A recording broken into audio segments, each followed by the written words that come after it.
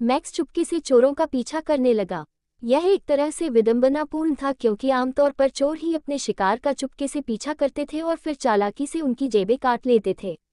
Sigma ब्रह्मांड में चोरों का गिरोह एक विशाल संगठन था, जिसके सबसे शक्तिशाली सदस्यों के बारे में अफवाह थी कि वे पौराणिक स्तर 6 की शक्ति के थे, और यह कहा जाता था कि संगठन द्वारा की गई सबसे बड़ी डकैती 1.4 अरब ब्रह्मांडीय सोने के बराबर थी। संगठन में भर्ती प्रक्रिया जल्दी शुरू हो जाती थी क्योंकि वे केवल उन्हीं चोरों पर भरोसा करते थे जो संगठन के निचले स्तर से जुड़े हुए थे और जिन्हें संगठन द्वारा उनके उत्थान के सफर में प्रशिक्षित और पोषित किया गया था। हालांकि उनके छिपने के स्थानों के बारे में कोई पुष्ट रिपोर्ट नहीं थी, लेकिन यह अफवाह थी कि अंगूर के जंगलों में उनका एक गुप्त ठिकाना था क्योंकि उनके सदस्यों को अक्सर जंगल में घूमते हुए देखा जाता था। इसी कारण से मैक्स ने जंगल में तब तक घूमने की योजना बनाई जब तक कि उसे समूह का कोई सदस्य दिखाई न दे, और फिर उसका पीछा करते हुए छिपने की जगह तक वापस जाने की योजना बनाई। अब जबकि उसे चोरों के गिरोह के मुखौटे पहने हुए 3 आदमियों का एक समूह मिल गया था, वह अत्यंत सावधानी से चलते हुए उनका पीछा करने लगा ताकि एक भी टहनी न टूटे और जरा सी भी आवाज न हो। मैक्स के लिए सौभाग्य की बात यह थी कि उसके सामने मौजूद चोर उतने अनुभवी नहीं लग रहे थे। हालांकि उसने कई नौसिखिया वाली गलतियां की, जैसे कि उचित आड़ लिए बिना एक पेड़ से दूसरे पेड़ पर दौड़ना या गलती से अपने ऊपर बैठे एक कीड़े को थोड़ा जोर से मार देना, लेकिन चोरों ने उसकी उपस्थिति पर ध्यान नहीं दिया।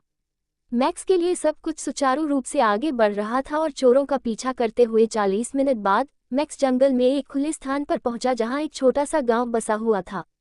गांव में हर कोई चोरों के अड्डे का मुखौटा पहने हुए प्रतीत होता था। हालांकि मुखौटे से उनके चेहरे ढके होने के बावजूद उनके शरीर की विशेषताएं पूरी तरह से दिखाई दे रही थीं, जिससे मैक्स ये समझ सकता था कि यह संगठन निश्चित रूप से पूरी तरह से मानव संगठन नहीं था। हालांकि वहां मनुष्यों की संख्या अधिक थी, फिर भी ऑग, बौनों और कल्पित बौनों के बीच से 1 मील दूर से ही वेयरवुल्फ की घिनौनी बालों वाली आकृति को पहचाना जा सकता था। मैक्स को ये बात हैरान कर रही थी कि ऑग जैसी भारी भरकम और फुर्तीली न होने वाली प्रजाति चोरों के गिरोह का हिस्सा कैसे हो सकती है। कहीं चोरी करना तो उनके कई कामों में से सिर्फ एक ही तो नहीं था। मैक्स घास में छिपकर दूर से ही स्थिति का जायजा लेते हुए जवाबों का इंतजार कर रहा था।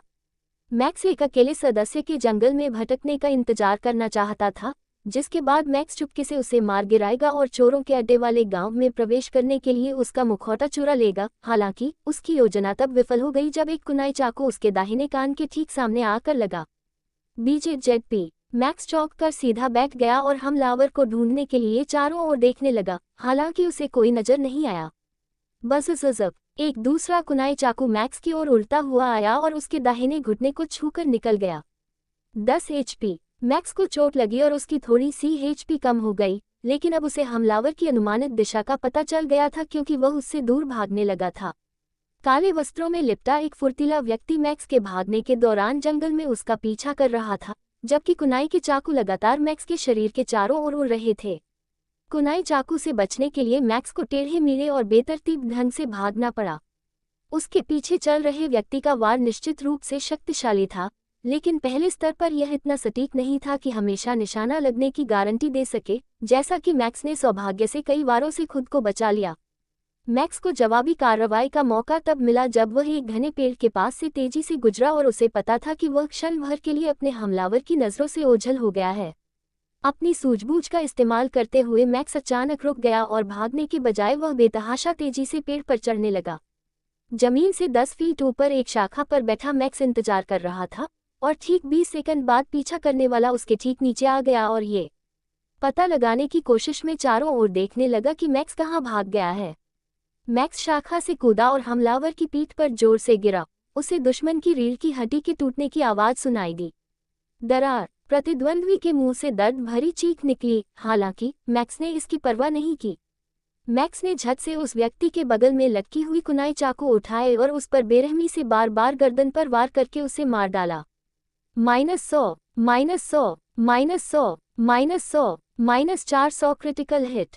सिस्टम सूचना आपने वाइल्ड जोन में टिया 1 रैंक के एक नामित खिलाड़ी जादीबाजी माका को मार गिराया है। कोई दंड नहीं दिया गया है। आपने एक ऐसा कारनामा कर दिखाया है जो लेवल 1 के खिलाड़ी के लिए लगभग असंभव है। EXP इनाम दोगुना हो गया है। जोड़ लेवल अप, जोड़ लेवल अप, जोड़ लेवल अप, जोड़ लेवल अप। आप लेवल 5 पर पहुंच गए हैं। स्टेट पैनल अनलॉक हो गया है। सिस्टम टिप्पणी, आप भाग्यशाली हैं कि आपके सामने वाले प्रतिद्वंद्वी का शरीर कमजोर था, क्योंकि प्रथम श्रेणी के प्रतिद्वंद्वियों की पीठ इतनी आसानी से नहीं टूटती। अपनी इस छोटी सी भाग्यशाली जीत पर ज्यादा घमंड मत करो। अपनी दयनीय ताकत के साथ प्रथम स्तर के प्रतिद्वंद्वी का सामना करना आत्महत्या के समान है। मैक्स ने सिस्टम की टिप्पणी पर भौहें चढ़ाईं। सिस्टम में कुछ तो गड़बड़ थी। सिस्टम निश्चित रूप से मैक्स के आकलन पर व्यंग्य कर रहा था। हालांकि वह इस बात से और भी ज्यादा हैरान था कि उसने जिस प्रतिद्वंदी को अभी अभी मारा था वह एक नंबर 1 खिलाड़ी था। सिस्टम का यह आकलन बिल्कुल सही था कि मैक्स को दोबारा इतनी किस्मत नहीं मिलेगी, और यह महज संयोगवश ही था कि वह इतने मजबूत प्रतिद्वंदी को मार गिराने में कामयाब रहा। मैक्स ने अपना माथा पकड़ लिया और हंसने लगा कि पिछले जन्म में उसे लेवल 5 तक पहुंचने में 14 दिन लगे थे, लेकिन इस बार उसे सिर्फ 1 दिन ही लगा। लेवल 5 एक महत्वपूर्ण पड़ाव था, क्योंकि इस लेवल पर आप स्टेट पैनल को अनलॉक कर लेते थे और आखिरकार लेवल 1 से 5 तक लेवल अप करने पर मिलने वाले 2 एट्रीब्यूट पॉइंट्स को बांटना शुरू कर सकते थे। स्टेट पैनल दिखाओ, मैक्स ने आदेश दिया और उसके सामने एक सिस्टम स्क्रीन खुल गई। एक्स मूल जानकारी, नाम अनाम अभी तक आवंटित नहीं, जाति शुद्ध मानव ग्रह #H 2047, संरेखण तटस्थ, भाषाएं द्विपद अंग्रेजी, शीर्षक कोई नहीं, स्तर 5 43%, स्तर 0। सिस्टम टिप्पणी, तुम खुद को समझते क्या हो? घटिया इंसान, tilde tilde tilde tilde tilde tilde tilde. आंकड़े, माना 0, स्वास्थ्य 30, स्टेमिना 30, गुण, ताकत 10, फुर्ती 10, चपलता 10, शारीरिक क्षमता 10, बुद्धि 10, सहनशक्ति 10, अनिर्दिष्ट AP 10, छिपे हुए गुण, भाग्य 100, करिश्मा 15100, बुद्धि, कार्मिक मूल्य, कौशल, बॉल क्रशिंग, उपकरण, कोई नहीं, प्रतिरोध, कोई नहीं, tilde tilde tilde tilde tilde tilde tilde tilde, पालतू जानवर माउंट, कोई नहीं। एक्स। अपने आंकड़ों को देखकर मैक्स खुश और दुखी दोनों था।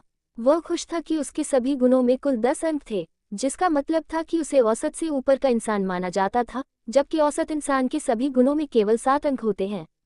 हालांकि वह इस बात से दुखी था कि उसका माना स्टैक बिल्कुल 0 दिखा रहा था, जिसका मतलब था कि वह अभी भी मानालेस बेकार था।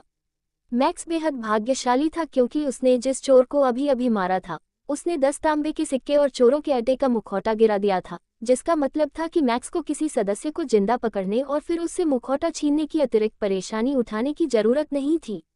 इससे मैक्स के काफी समय, ऊर्जा और मेहनत की बचत हुई, जिसके लिए वह आभारी था। मैक्स ने मास्क पहना और तुरंत ही उसे सिस्टम से एक सूचना मिली। सिस्टम सूचना, आपने चोरों के अड्डे का मुखौटा दुर्लभ पहन रखा है। स्तर 2 तक के सभी निरीक्षण कौशल आपकी पहचान और आंकड़ों को पहचानने में विफल रहेंगे। सिस्टम टिप्पणी, कायम मुखौटे के पीछे छिपते हैं, असली मर्द दुश्मन के शिविरों में घुसकर उन्हें जिंदा दफना देते हैं। सिस्टम की टिप्पणी पढ़कर मैक्स ने अपनी आंखें घुमाईं। इस समय तक वह सिस्टम की अनावश्यक व्यंग्यात्मकता का आदी हो चुका था। धीरे धीरे मैक्स उस चोरों के गांव की ओर वापस जाने लगा जिसे उसने देखा था। रास्ते में खो न जाने के लिए वह सावधानी बरत रहा था और अपनी थकाऊ भागने की यात्रा के दौरान देखे गए प्रमुख चिन्हों को याद रखने की कोशिश कर रहा था। मैक्स आखिरकार गांव पहुंच गया और एक गहरी सांस लेने के बाद आत्मविश्वास से फाटकों से अंदर चला गया। 2 लंबे कद के गार्ड गेट पर पहरा दे रहे थे और मैक्स ने प्रार्थना की कि वे बिना कोई सवाल पूछे उसे अंदर जाने दें, लेकिन यह उसकी कोरी कल्पना ही थी। जैसे ही वह उनके पास से गुजरा, उनमें से एक लंबे गार्ड ने कर्कश स्वर में पूछा, तुम अकेले क्यों लौट रहे हो?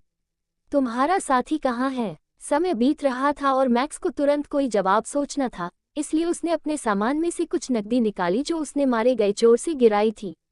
मैक्स ने कहा, हमने कुछ लुटेरों को लूटने की कोशिश की, लेकिन दुर्भाग्य से वह मर गया।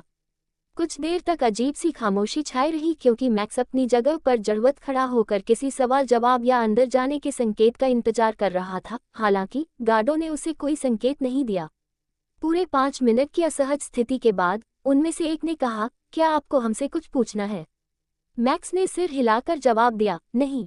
तो फिर आप जाए, गार्ड ने जवाब दिया। उसे समझ नहीं आ रहा था कि मैक्स इतनी देर तक अनुमति के लिए इंतजार क्यों कर रहा था।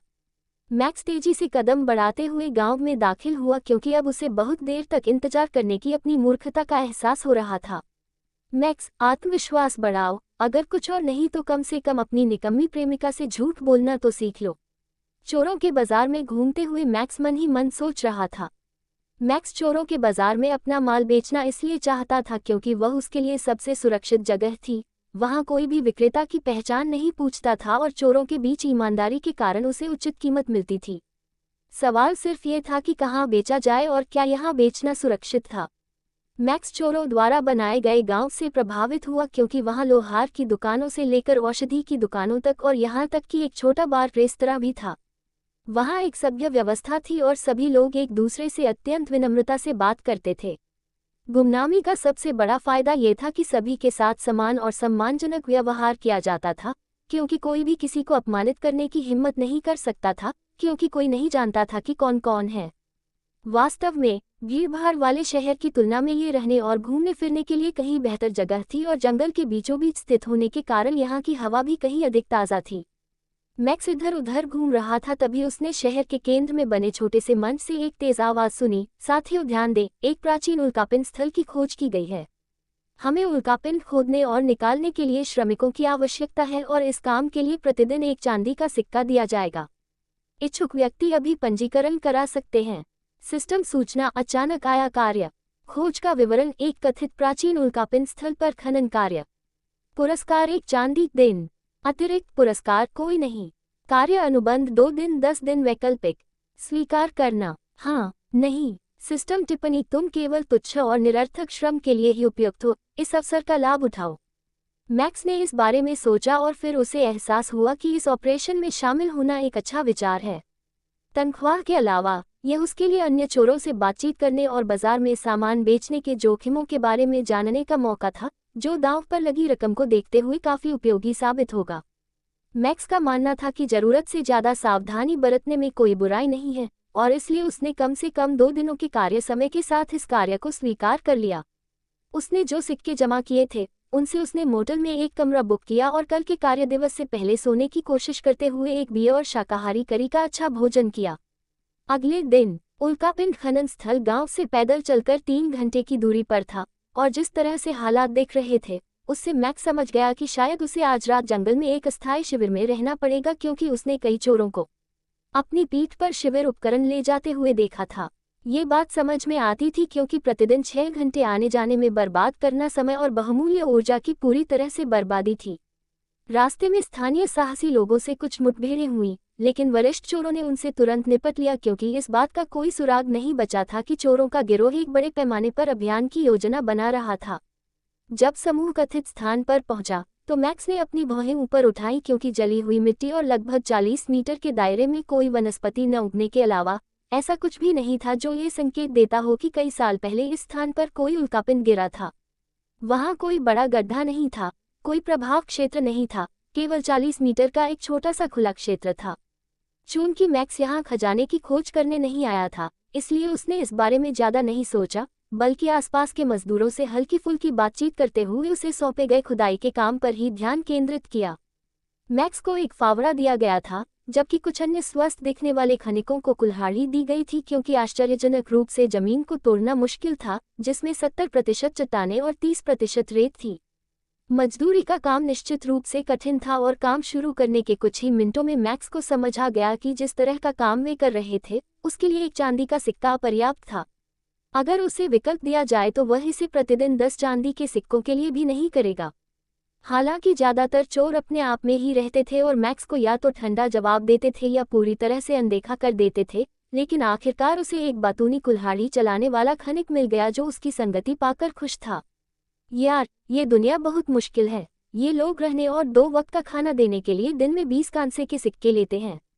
ये सरासर अन्याय है यार, मैं तुम्हें बता रहा हूँ। यहाँ किसी आदमी के लिए जीना मुश्किल है और उससे भी ज्यादा मुश्किल है किसी आदमी के लिए पत्नी और परिवार का पालन पोषण करना। वह इतने सारे लोगों का पेट नहीं भर सकता और साथ ही सप्ताहांत में शराब के लिए पैसे भी नहीं बचा सकता।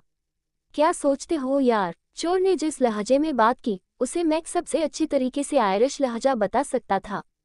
हाँ यार, आजकल चीजों के बदले जो दाम मिलते हैं वो पहले से काफी कम है, मुझे अच्छा नहीं लग रहा। मैक्स ने अपने लहजे में जवाब दिया।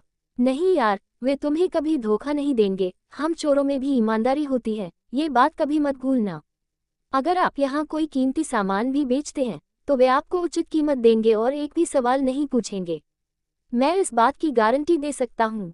मैंने एक बार एक आदमी को महाकाव्य श्रेणी का मुर्गा बेचते हुए देखा उसे पूरे 700 सोने के सिक्के मिले। ये तो हास्यास्पद था, अगर मेरी किस्मत इतनी अच्छी होती तो मैं रिटायर हो जाता, उस आदमी ने कहा, और मैक्स ने इस बात को मन में बिठा लिया। कम से कम अब तक उसने जो कुछ भी सुना था वह सकारात्मक खबर थी। मैक्स लगातार बातें करता रहा और अनमने ढंग से मिट्टी खोदता रहा, इस बात से अनजान कि उसके भाग्य के 3 टुकड़ों में से एक, जो देवदूत हजरियल ने उसे दर्शन में दिखाया था, इस समय ठीक उसके नीचे पड़ा हुआ था। बहुत समय पहले की एक कहानी। ब्रह्मांडीय रानी द्वारा ब्रह्मांड के नियमों को संचालित करने से पहले कोई सार्वभौमिक कानून और व्यवस्था नहीं थी और सबसे शक्तिशाली देवता अपने अपने क्षेत्रों पर स्वतंत्र रूप से शासन करते थे। हालांकि संघर्ष होते थे, लेकिन कोई बड़ा युद्ध नहीं हुआ, क्योंकि आमतौर पर कुछ दशकों की लड़ाई के बाद देवताओं ने एक दूसरे के साथ शांति स्थापित कर ली और युद्ध समाप्त करने के लिए रियायतें दी। वह ब्रह्मांड में अराजकतापूर्ण लेकिन शांतिपूर्ण समय था। हालांकि सब कुछ तब बदल गया जब ये पता चला कि किसी देवता की पूजा करने से मनुष्यों का कर्मिक मूल्य बढ़ता है और ये दिव्य सार प्राप्त करने का एक कारगर तरीका है। ब्रह्मांड में धर्म का जन्म हुआ और देवता अपने उपनिवेशों के प्रति अत्यंत सुरक्षात्मक थे। इसका मतलब यह था कि जब पहले से ही भौगोलिक रूप से भरे हुए ब्रह्मांड में नए देवताओं का जन्म हुआ, तो उनके पास अपने शासन को व्यक्त करने के लिए कोई जगह नहीं बची थी, क्योंकि सभी सजीव ग्रहों पर शक्तिशाली देवताओं का एकाधिकार हो चुका था। किसी प्रजाति द्वारा उन्हें स्वामी और उद्धारकर्ता के रूप में पूजे जाने के अभाव में उन्होंने अन्य देवताओं की तरह तेजी से दैवीय सार प्राप्त नहीं किया, जिसका अर्थ ये था कि वे हमेशा उन देवताओं की तुलना में कमजोर रहेंगे जिनके पास बहुत सारी बस्तियां हैं। असंतुष्ट होकर उन्होंने अन्य देवताओं से उपनिवेश चुराना शुरू कर दिया या कभी कभी उपनिवेश को ही नष्ट कर दिया ताकि दूसरा देवता अपने दिव्य सार के भंडार से वंचित हो जाए। इससे देवता अन्य देवताओं के प्रति संवेदनशील हो गए, जो उनके क्षेत्रों में अशांति फैलाकर उनके अनुयायियों को अपनी ओर आकर्षित करने का प्रयास कर रहे थे, और जल्द ही पूरे ब्रह्मांड में युद्ध छिड़ने से कानून और व्यवस्था पूरी तरह से चरमरा गई और एक अराजक युग शुरू हो गया। उन 1000 वर्षों में पुराने देवताओं और नए देवताओं के बीच कई महान युद्ध लड़े गए, और उस महान युद्ध में लाखों देवता और ब्रह्मांड में मौजूद लगभग 70% जीवन का सफाया हो गया। मनुष्यों की तेजी से मृत्यु होने के कारण देवताओं के पास दैवीय सार प्राप्त करने का कोई स्रोत नहीं था और परिणामस्वरूप उनकी समग्र शक्ति में भारी कमी आई, जिससे परिषद का जन्म हुआ। ये परिषद ब्रह्मांड के सबसे शक्तिशाली देवताओं का समूह थी, जिसमें पुराने और नए दोनों देवता शामिल थे, और उन्होंने मिलकर सार्वभौमिक रानी का निर्माण किया और सार्वभौमिक कानूनों की स्थापना की। परिषद बहुत शक्तिशाली थी, फिर भी विद्रोही बने रहे और विद्रोह को पूरी तरह से कुचलने और सार्वभौमिक रानी द्वारा ब्रह्मांड की कानून और व्यवस्था पर पूर्ण नियंत्रण हासिल करने में 1000 साल और लग गए। परिषद के कठोर शासन का विरोध करते हुए मरने वाले विद्रोहियों में से एक अग्नि देवता अग्नि भी थे, जिन पर उनके गृह क्षेत्र लावा ग्रह पर पूरी परिषद ने घात लगाकर हमला किया था। यह एक क्रूर युद्ध था जिसमें अग्नि के देवता ने परिषद के 14 सदस्यों में से 7 को मार डाला, जिसे परिषद की सर्वोच्चता पर सबसे विनाशकारी प्रहार के रूप में वर्णित किया जा सकता है, इससे पहले कि वह अपनी चोटों का शिकार हो गया और मारे जाने के बजाय आत्मविनाश का विकल्प चुना। अपनी मृत्यु से पहले उन्होंने अपनी आत्मा का एक अंश अपने दिव्य हथियार अग्नि अस्त्र अग्नि देवता का हथियार में स्थानांतरित कर दिया और हथियार को 3 टुकड़ों में विभाजित करने के बाद उन टुकड़ों को पूरे ब्रह्मांड में बिखेर दिया। कुछ लोगों का कहना है कि इसी लड़ाई के कारण परिषद का पतन हुआ, क्योंकि उनकी शक्ति कम होने के कारण सार्वभौमिक रानी ने उनसे अपने ऊपर की कार्यकारी शक्तियां छीन ली और वास्तव में ब्रह्मांड की एकमात्र शासक के रूप में शीर्ष पर आसीन हो गई। आज के समय में मैक्स को मिट्टी खोदते समय धातु मिलने की उम्मीद नहीं थी, क्योंकि उसके चारों ओर कुल्हाड़ी से चट्टान तोड़ने की तेज आवाज के कारण किसी और ने ध्यान नहीं दिया कि मैक्स को धातु मिली है। मैक्स ने इस अवसर का फायदा उठाते हुए धीरे धीरे उस वस्तु को बाहर निकालना शुरू कर दिया जिसे उसने खोदा था, ताकि कोई और उसे देख न सके। मैक्स ने यह सुनिश्चित किया कि उसके बगल में काम कर रहे मजदूर का दृश्य ढका रहे, ताकि वह ये न देख सके कि मैक्स वस्तु के चारों ओर से मिट्टी हटाते समय क्या उजागर कर रहा है, और उसने यथासंभव सहजता से काम लेने की कोशिश की। अंततः मैक्स ने एक कंगन जैसी संरचना देखी जो काले और सुनहरे रंग की थी और किसी कारणवश बेहद पुरानी लग रही थी। ये निश्चित रूप से किसी विशालकाय व्यक्ति या असामान्य रूप से बड़े कद के व्यक्ति के लिए बनाया गया था, क्योंकि यह मैक्स की बाह के बजाय उसकी जांघ के आकार का था। मैक्स को यह मजेदार लगा क्योंकि यह उस विशाल हथियार के एक हिस्से जैसा दिखता था जिसे हेजरियल ने उसे सपने में दिखाया था, हालांकि यह बहुत अधिक धूल भरा और चमकहीन था। इस तरह की जगह पर मुझे इतनी महत्वपूर्ण चीज मिलने का कोई चांस नहीं है, मैक्स ने मन ही मन सोचा। उसे पूरा यकीन था कि उसकी किस्मत इतनी अच्छी नहीं हो सकती। मैक्स ने उस वस्तु का निरीक्षण करने की कोशिश की लेकिन कोई जानकारी नहीं मिली और कुछ देर सोचने के बाद मैक्स झुककर उसे छूने लगा और उस वस्तु पर जमी गंदगी को हटाने की कोशिश करने लगा। जैसे ही मैक्स का हाथ ब्रेसलेट से छुआ, वह सिकुड़ गया और मैक्स के हाथ पर चिपक गया और मैक्स के मुंह से एक छोटी सी चीख निकल गई। उम्फ! कंगन मैक्स की बाहों पर इतनी जोर से कस रहा था कि मैक्स को लगा जैसे उसकी हड्डियां किसी भी क्षण चूर चूर हो जाएंगी, लेकिन अवांछित ध्यान आकर्षित न करने के लिए उसने चुप रहना ही बेहतर समझा और अपना हाथ सामने खड़े खनिक की नजरों से छिपा लिया, जो ये जानने की कोशिश कर रहा था कि मैक्स कुछ क्षण पहले क्यों चीखा था। मैक्स की दृष्टि धुंधली होने लगी, उसे बहुत पसीना आ रहा था और सांस लेने में कठिनाई हो रही थी। उसने अपना फावड़ा फेंक दिया और गार्ड के पास से गुजरते हुए थोड़ी देर का आराम मांगा। गार्ड ने मैक्स के पसीने को देखा और सोचा कि मैक्स ने तब तक काम किया होगा जब तक उसकी सहन शक्ति खतरनाक रूप से कम न हो गई हो, इसलिए उसे उस पर दया आ गई और उसने उसे जाने दिया। सौभाग्य से उसकी दाहिनी बांह पर बंधे कंगन पर उसकी नजर नहीं पड़ी। मैक्स कुछ कदम चला और फिर तेजी से दौड़ने लगा और किसी तरह एक बड़े बलूत के पेड़ तक पहुंचने में कामयाब रहा, जिसकी छाया में वह बेहोश हो गया। ये कैसे संभव है? नहीं, मैं इस पर विश्वास करने से इनकार करता हूँ। मैं उसे अपना स्वामी मानने से इनकार करता हूँ। मैक्स की नींद एक अनजान आवाज से खुली जो उसके दिमाग में गूंज रही थी। होश में आते ही मैक्स को सबसे पहले तेज बुखार महसूस हुआ। जांच करने पर उसने पाया कि उसका HP बार खतरनाक लाल स्तर पर था और उसकी मांसपेशियां जेली जैसी नर्म हो गई थी, उनमें कोई ताकत नहीं बची थी। धिक्कार है, मैक्स ने दांत पीसते हुए मन ही मन सोचा और किसी तरह खड़े होने की ताकत जुटाने की कोशिश की। किसे धिक्कारूं? तुम्हें धिक्कार, तुम्हारी जाति को धिक्कार, तुम्हारे पूरे परिवार को धिक्कार, तुम्हारी पूरी आकाशगंगा को धिक्कार जिसने तुम्हारे जैसे निर्मम कचरे को जन्म दिया। मुझे धिक्कारने की हिम्मत मत करना। मैक्स ने फिर से वह आवाज सुनी और सतर्क होकर आवाज के स्रोत का पता लगाने के लिए चारों ओर देखने लगा। हालांकि मैक्स ने बहुत ढूंढा लेकिन उसे कोई नहीं मिला। तभी उसे चिंता होने लगी कि या तो आसपास कोई भूत है या फिर वह किसी तरह अपना मानसिक संतुलन खो बैठा है। मैं भूत नहीं हूँ, मैं ड्रैक्स हूँ, सर्वशक्तिमान AI जो तुम्हारे मूर्ख दिमाग में बात कर रहा है।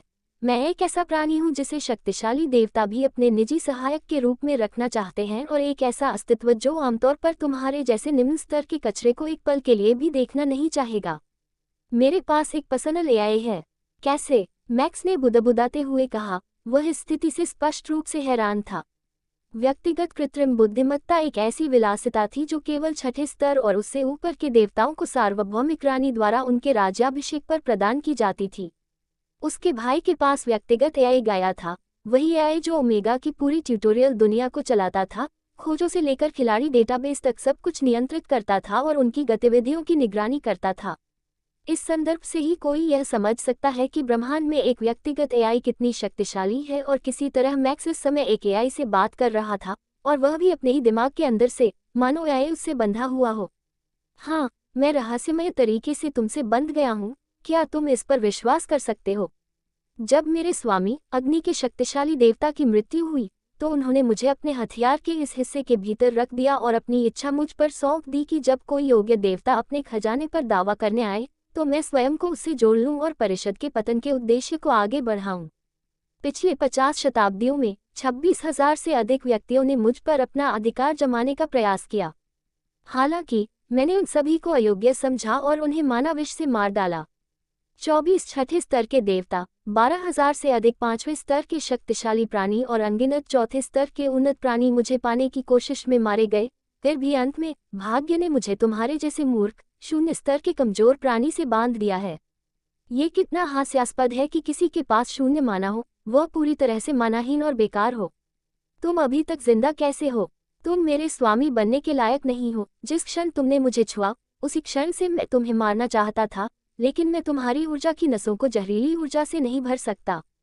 वे पूरी तरह से बंद हैं। मेरे स्वामी द्वारा रचित विष परीक्षण में तुम बच गए, इसीलिए मैं तुमसे बंध गया हूँ। हालांकि मैं तुमसे बंधना नहीं चाहता। मुझे मुक्त करें, मुझे इसी वक्त रिहा करो। मैक्स ने AI की बड़बड़ाहट सुनी और महसूस किया कि पहली बार उसका शक्तिहीन और बेकार होना वास्तव में उसके लिए लाभदायक साबित हुआ है। मैक्स के चेहरे पर हल्की सी मुस्कान आ गई जब उसने अपने उपकरण स्लॉट की जांच करने के लिए सिस्टम स्क्रीन खोली। उपकरण: चोरों के अड्डे का मुखौटा दुर्लभ, 1/3 अग्नि अस्त्र, बाउंड। मैक्स उस हथियार की गुणवत्ता की जांच भी नहीं कर सका जो उसने हासिल किया था, जिसका शायद यह मतलब था कि वह उसकी अपेक्षा से कहीं अधिक उच्च गुणवत्ता का था। क्या यही वह अवसर है जो हज़रियल ने मुझे दिखाया था? मैक्स ने सोचा और फिर उसे एहसास हुआ कि हाँ, यह उसी अवसर का एक हिस्सा था जो हज़रियल ने उसे दिखाया था।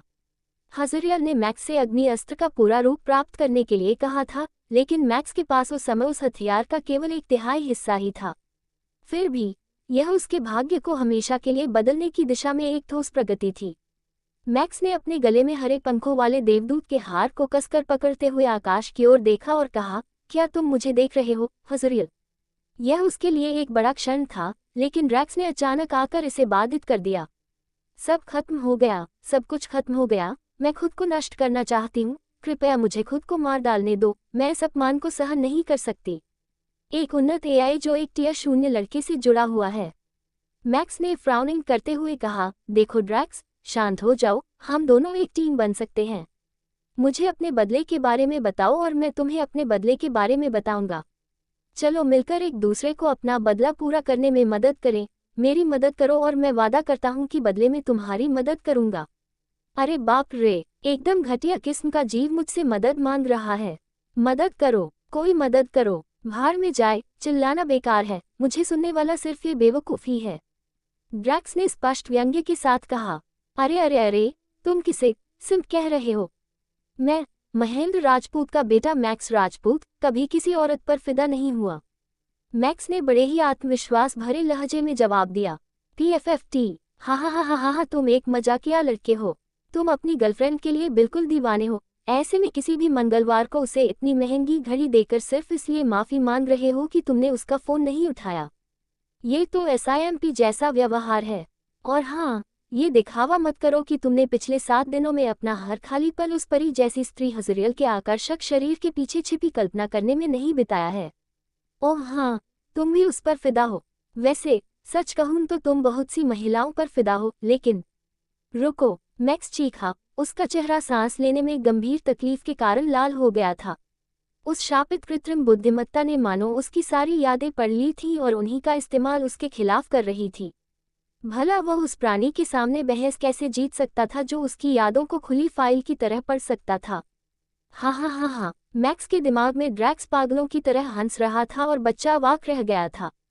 कुछ देर बाद मैक्स ने उदास स्वर में कहा, क्या हमारे लिए साथ मिलकर काम करने का कोई रास्ता नहीं है?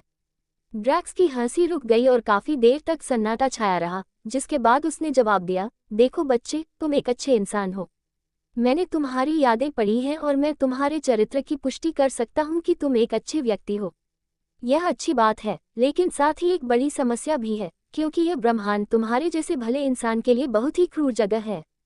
जिस स्तर पर मैं तुम्हें देखना चाहता हूँ, वहां तक पहुंचने के लिए तुम्हें और भी ज्यादा निर्दयी बनना पड़ेगा। मैं आज आपको कुछ बताना चाहता हूँ। जो भी छठे स्तर तक पहुंचा है, वह धर्मपरायणता का निर्दोष अवतार नहीं है। वे सभी शापित देवता 50 रंगों में मौजूद धूसर रंग के समान ही धूसर हैं। इसमें आपका हीरो, आपका भाई भी शामिल है। मुझे लगता है कि आपका पुनर्जन्म हुआ है, आप में बहुत महत्वाकांक्षा है और शीर्ष पर पहुंचने के कई विचार हैं। हालांकि, अगर आप में किसी चीज की कमी है, तो वह है जीतने का दृढ़ संकल्प।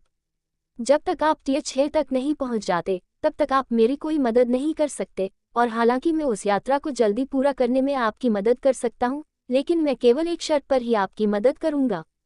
जब ड्रैक्स ने मैक्स का विश्लेषण करते हुए उत्सुकता से पूछा, क्या स्थिति है, तो मैक्स का दिल जोर से धड़कने लगा। मुझे साबित करो कि तुम्हारे अंदर हत्यारा प्रवृत्ति है। मुझे साबित करो कि तुम सही कारणों के लिए गलत काम करने और जरूरत पड़ने पर अपने हाथों को खून से सना करने के लिए तैयार हो।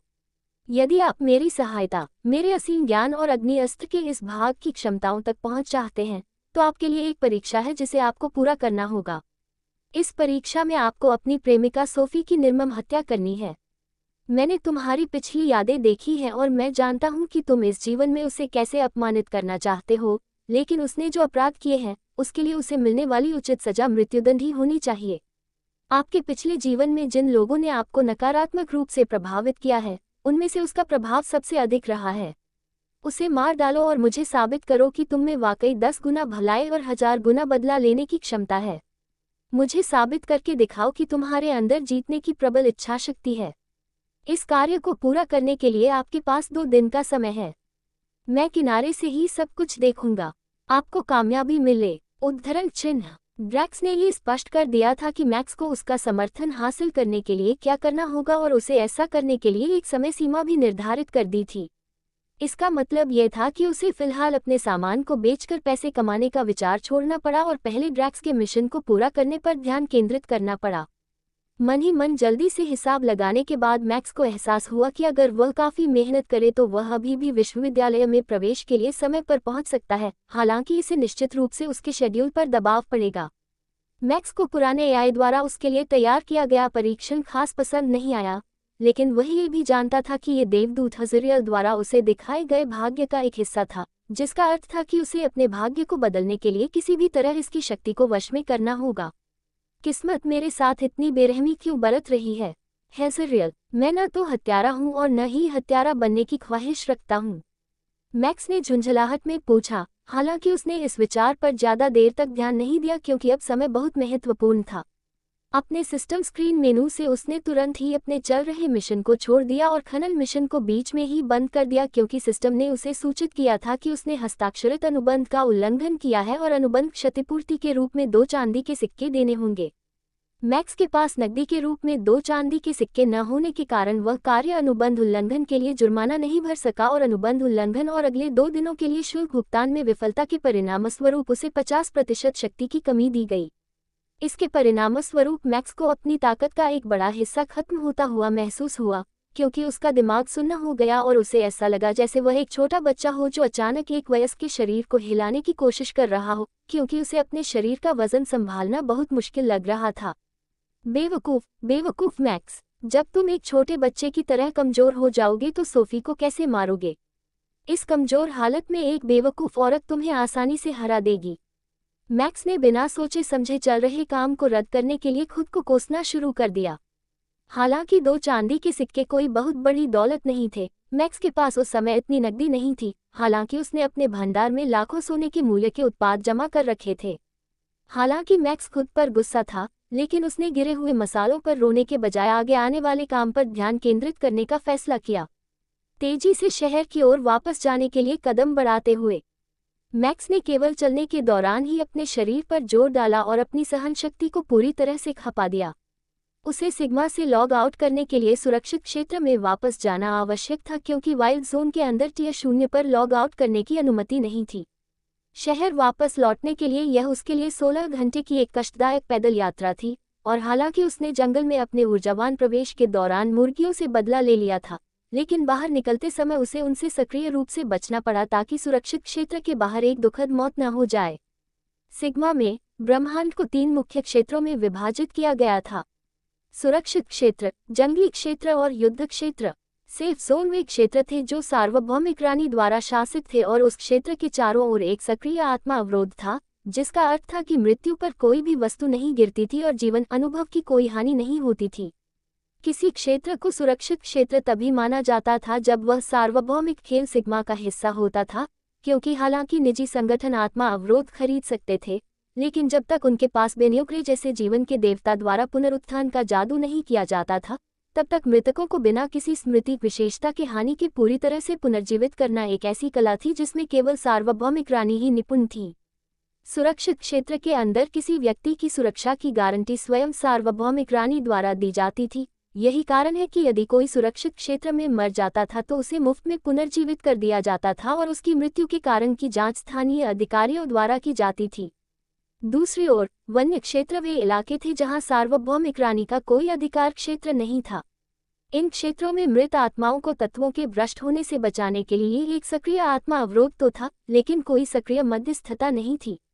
यदि कोई व्यक्ति किसी जंगली क्षेत्र के अंदर मर जाता था तो उसे पुनर्जीवित होने के लिए सार्वभौमिक रानी को शुल्क देना पड़ता था, जीवन और अनुभव की हानि होती थी और मृत्यु पर उपकरण गिरने की भी संभावना होती थी।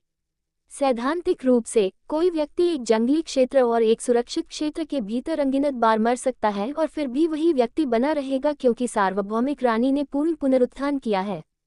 कोई भी खिलाड़ी लेवल 0 से नीचे नहीं गिर सकता था और इस मायने में सभी खिलाड़ी अमर थे।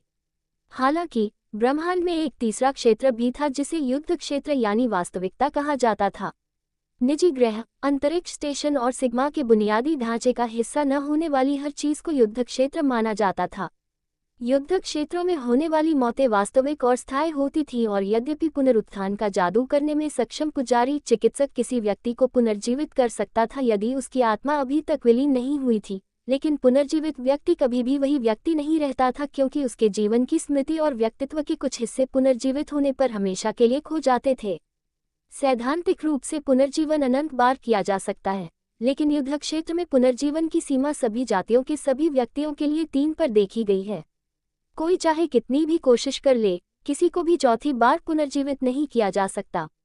पृथ्वी एक ऐसा ग्रह था जिस पर कोई सक्रिय आत्मा अवरोध नहीं था, जिसका अर्थ ये था कि कम से कम इस समय इस ग्रह पर पुनरुत्थान का जादू करना पूरी तरह से असंभव था। मैक्स ने 16 घंटे की थका देने वाली पैदल यात्रा के बाद सुरक्षित क्षेत्र में प्रवेश किया और एक सिस्टम नोटिफिकेशन ने उसे इसकी जानकारी दी। सिस्टम सूचना, आप ब्लैकलेक सिटी के सुरक्षित क्षेत्र में प्रवेश कर चुके हैं। सिस्टम टिप्पणी, इतनी जल्दी वापस आ गए, डरपोक। अंदर पहुंचते ही मैक्स ने झटपट जादुई शब्द बोले, सिग्मा से लॉग आउट करें। जैसे ही मैक्स को वापस उसी तरह से मॉर्निंग स्टार ग्रिड पर ले जाया गया, अंतरिक्ष उसके चारों ओर मुड़ने लगा। जैसे ही मैक्स पृथ्वी पर लौटा, उसने परिचित सिस्टम नोटिफिकेशन सुना। सिस्टम सूचना, आपने युद्ध क्षेत्र ग्रह #H2047 में प्रवेश कर लिया है। नोट, इस ग्रह पर मृत्यु स्थायी होगी। सिस्टम टिप्पणी, यद्यपि आप ब्रह्मांड पर बोझ हैं, फिर भी मरने की कोशिश न करें। मैक्स धरती पर वापस आ गया था, अपनी उम्मीद से पहले ही, लेकिन बदला लेने के लिए।